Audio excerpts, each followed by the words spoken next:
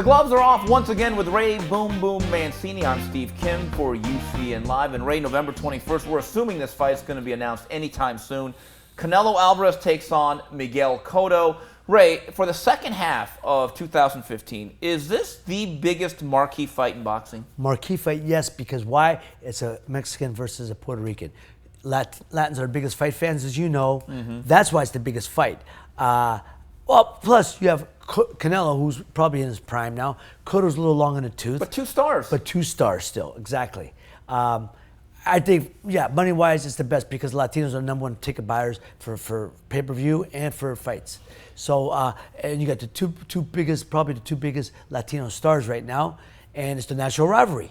Ray, let's be very honest. I think Miguel Cotto has had a resurgence. I think Freddie Roach has been great, but I just wonder, has Freddie Roach been better as a trainer or a matchmaker? Because let's be honest, Delvin Rodriguez, a crippled Sergio Martinez, a physically depleted Danny Gil.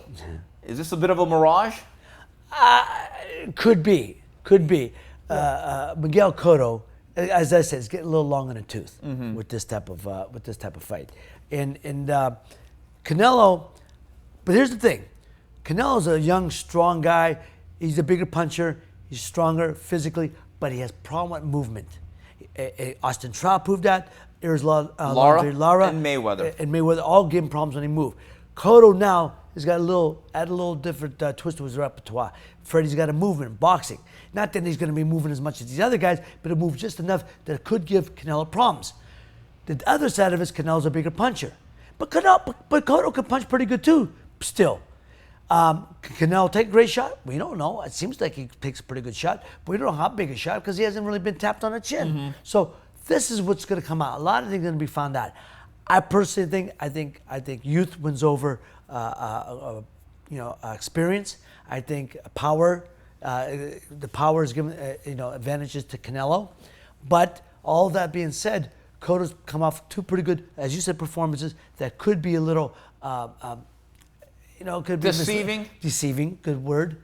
And I pick Canelo to win the fight, but I think it'll be an entertaining fight, and I think it'll go into the later rounds. Whether it goes to decision or ends, I don't know. You said your loss to Arguello was very instructive. You became a better fighter, that experience. But you were in that fight. Okay. Canelo lost to Mayweather. He didn't win a round. No. So I don't know if that applies there, but do you think he's gotten better since that fight regardless? We don't know because everybody's fought since has been standing in front of him. Yeah. Again, they got Angulo, who's a human punching bag, and then they put Kirkland, same thing. Human punching bag, and everybody's fought is you put something like that in front of him, he's gonna look great. Anybody gives him movement, and Freddie knows this. Freddie knows this, and he's gonna have Cotto boxer side to side. Anybody gives him any movement has given him problems. You know the one thing I've noticed about Canelo, though? I think technically he's pretty good, though. Sharp jab, compact punches. You're right, though. He does have slow feet. So given that you think that Miguel Cotto is going to move and use lateral movement, be very subtle with it, how do you combat that if you're Canelo, given the fact you're more comfortable walking in a straight line?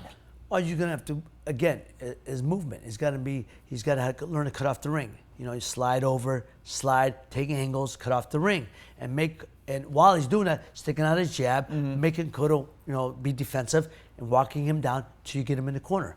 Look, to me, it's a fight where it's Canelo versus Freddie. Really? I really do think that's the guy. Freddie's gonna be the mastermind in this fight for Cotto. I think it's because we know that Canelo's corner. These guys don't tell him anything. They ain't telling him anything. Canelo, you're doing good. Keep it up. What is that? They told him that against Mayweather. He was getting this crap slapped out of him for 12 rounds. They couldn't tell him anything different. You know what's interesting? I talked to Freddie back in December for an on-camera interview. He flat out says, I don't think Canelo's that good. Now, my question is this.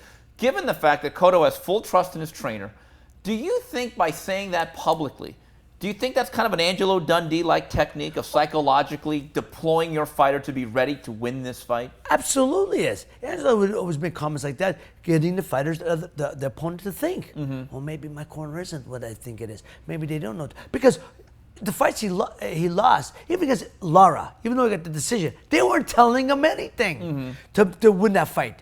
Do you think, and there's always been a school of thought, certain trainers can take you a certain level, then you got to get another trainer. So are you saying that maybe Canelo probably needs to get another set of eyes in that corner?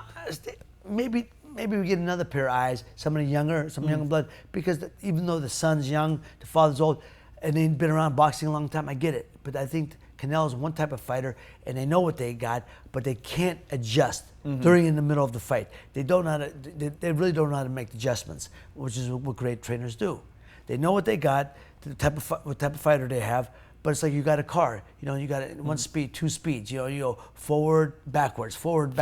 It ain't like, you know, you know how to turn it, you know, into that second gear you need to. These guys don't know how to tell them that. I don't see that. Yeah, and as it relates to Freddie Roach and Miguel Cotto, you hear this a lot. Trainers can't make a difference, or this is a made fighter, he is what he is.